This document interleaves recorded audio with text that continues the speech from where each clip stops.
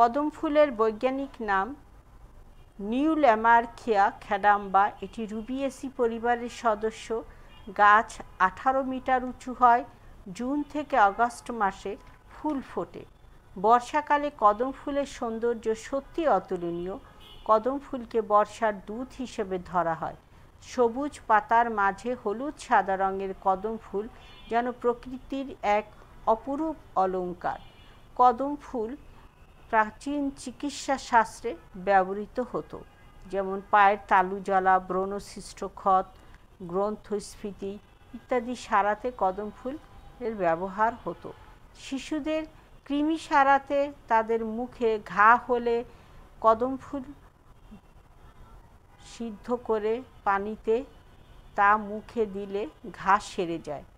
এমনকি মুখের দুর্গন্ধ দূর করতেও কদম ফুলের পানি সিদ্ধ করে সে পানি দিয়ে কুলি করলে দুর্গন্ধ চলে যায়।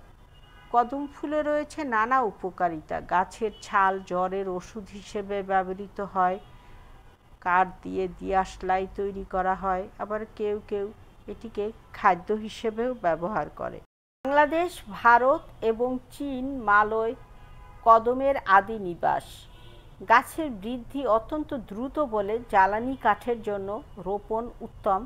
কাঠ খুবই নরম, তাই দারুমূল্য নিকৃষ্ট হলেও সাদা নরম কাঠ বাক্স, পেট্রা ও অন্যান্য কাজে ব্যবহার করা হয়। ফল, মাংসল, টক এবং বাদুড় ও কাঠবিড়ালির প্রিয় খাদ্য।